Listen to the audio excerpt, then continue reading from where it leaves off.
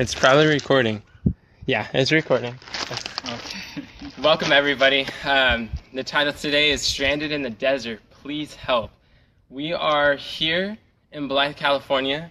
We are visiting our dear friend, Raphael, and we're glad to see you, my friend. Yeah, it's a pleasure to see you guys. And Victoria's over here, too. And we were driving in the desert, and we stopped at a rest stop.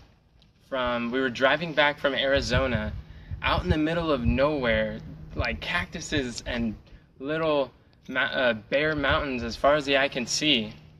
And then I came up and someone was talking to Kathy and Victoria at the bus. What were you guys talking about? Well, so we were just standing in there and we had opened the doors, we were enjoying the fresh air, and all of a sudden this lady comes up and she was obviously in a little bit of distress.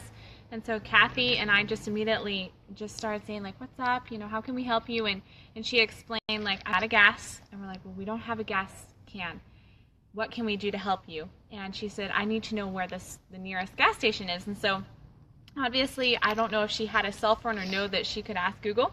And so I just went over there and I said, okay, Google, gas stations in, closest to me or whatever I asked. And it brought it up and I was able to show her that it said 7 miles and there was going to be a gas station. And that's about when I walked up and I saw a stranger talking to them in front of the bus, and I had my hand on this Daniel 2 pocketbook where I was getting ready to share with her the rise and fall of kingdoms.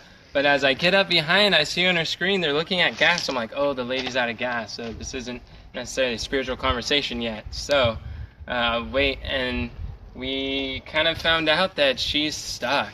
And she doesn't think that she can make it even 7 miles. Mm-hmm. And I was asking her, how long has it been going for? Like 10 miles down the road, it's just been blinking and beeping and get gas. And so we offered to follow her to the nearest gas station to see if she breaks down, we can give her a ride to the gas station. She's like, really? You would do that? And it's like, yeah, of course we would. And then Kathy asked, are you a Christian? And she kind of like froze as though it's like, oh no, if I say no, they're not going to help me. And she just had that look. And then she's like, well, I wouldn't consider myself a Christian. And Kathy's like, that's okay, because I was going to say if you were, then we would offer prayer for you. And she's like, oh, well, you can still pray for me. It's like, I could use all the prayers that I can get. And so we're able to pray for her. And we told her that we are still going to, we can go with her to the gas station. If she needs help, we can pick her up, get her to the gas station. And I offered to drive her back to her car. And she's like, no, you don't have to do that. She called her husband, found out that AAA will cover the gas thing, if necessary. And then we drove her over. We followed her to the gas station. She made it safely. And she was so filled with gratitude. What did she do? So she was so thankful that as soon as we pulled in behind her, we needed gas too. It wasn't an emergency, but we did need to fill up our gas tank. And so as we pulled in behind her, she's trying to tell us, like, no, don't come, like, don't follow me. It's okay. It's okay. Just keep going. And we're like, no, we actually need gas. We opened up the doors. And she just opened up the door. She went and gave Kathy a big hug. She was so grateful that we had followed her. She had made it safely there. And she went to fill up her car. She got it all filled up with gas, and we're over there. It takes a little bit longer to fill up a bus with gas than it does a normal car. And so as we're still there, she drives around, and she's just saying thank you so much. Kathy was able to give her the rise and fall of nations that Enoch was not able to give her before. And that was perfect. Kathy just said, my grandson wrote this. And so she was just like, well, how could she refuse that? Of course. And so it was perfect. And she was just so grateful. And we just had a quick prayer that God would help her to read it and that the truth would be able to truly be able to penetrate her heart and bless her in ways that we would not be able to interact with her afterwards.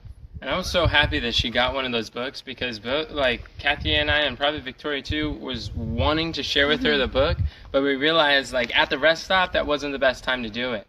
But after, she offered to pay our gas, right? She did. Right as we arrived, she's like, can I help you with your gas? And Kathy's like, no, it's okay. And then she's like, really? It's like, no, that's fine. She's moving back and forth, so she's probably got a lot on her plate. But though we didn't accept pay. We gave her a gift in return.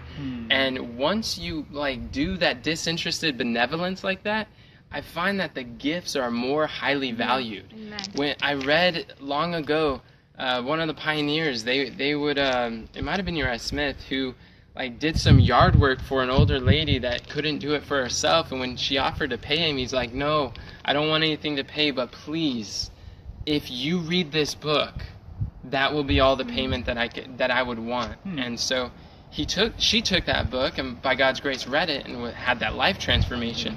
Ever since then, I'm like, wow, we can be intentional when we give acts of kindness, then give them literature that could represent who we are representing too. And so I just we want to encourage all of you that there are so many people that are looking for help. And you may not have to preach a sermon, but your life could be a sermon. Paul says you are to be living epistles known and read of all men. Isaiah said, "You're my witnesses." And by our kindness to others, we can glorify God to people who would probably never even listen to the words that we say. And so when we're driving by, let's try not to be too busy to help someone out.